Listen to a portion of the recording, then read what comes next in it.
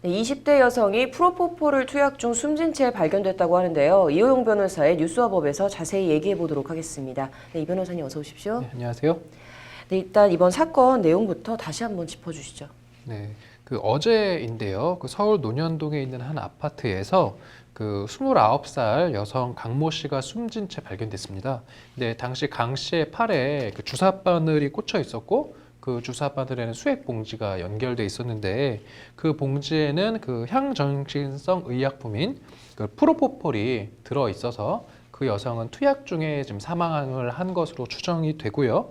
그 강 씨는 그 44살인 남성과 동거 중이었는데 현재 이 남성이 그 조사를 받고 있는 중인 것으로 알려졌습니다. 네, 근데 이 남자친구가 이제 성형외과 의사라고 했는데 이제 오늘 긴급 체포가 됐습니다. 이제 이 사망과 직접적 연관이 있습니까?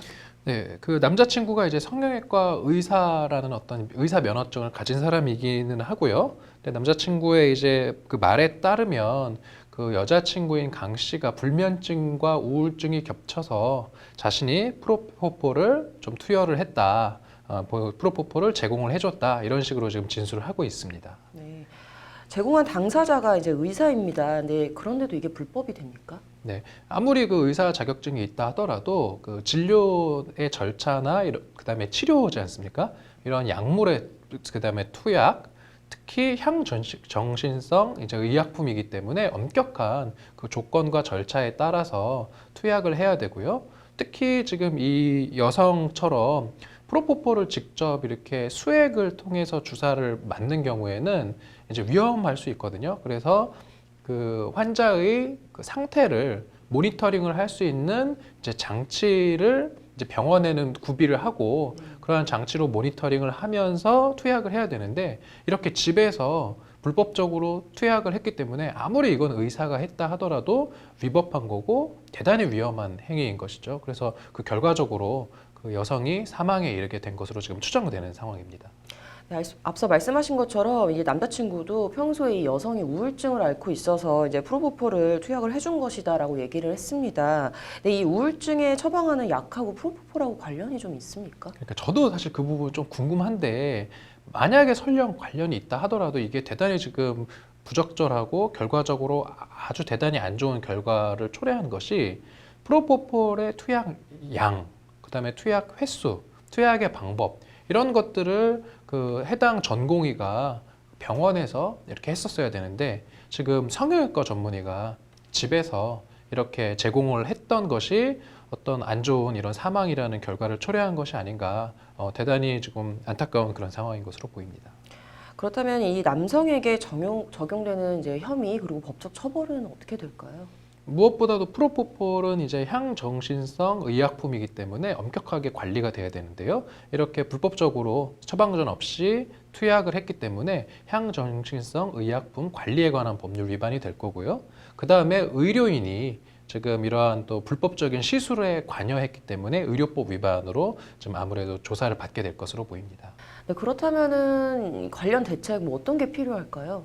네, 지금 이 사건처럼 그 의료인들이 의사나 간호사들이 그 병원에서 이제 엄격하게 관리를 하고 있는 이런 향정신성 의약품 또는 마약류 이러한 것들을 몰래 절도를 한다든지 그다음에 뒤로 빼돌려서 사용을 하는 경우가 사실 현실상 되게 많이 발생하고 있다고 합니다.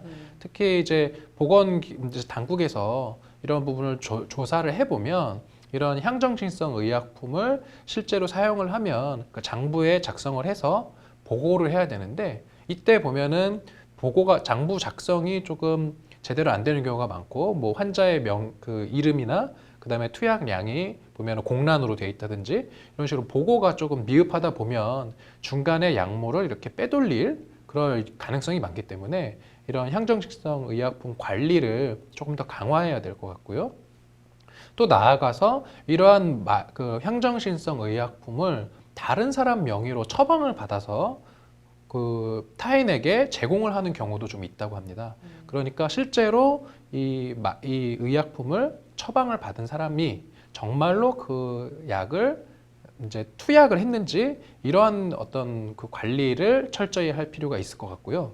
나아가서 의료인들이 이러한 그 향정신성 의약품 관리를 제대로 안 하다가 적발이 됐을 경우에 보통 의사 면허가 바로 정지가 된다는 게 이 정도로 되지는 않고 다만 그러한 업무에서 배제를 된다거나 그렇다고 조금 제가 들었는데 이러한 어떤 향정신성 의약품 관리상의 어떤 과실 또는 고의적인 어떤 불법 행위 이런 부분이 적발이 되면 면허의 정지 내지는 면허의 취소 이런 부분도 될 수 있게 강력하게 좀 제도를 정비해야 되지 않을까 싶습니다. 네.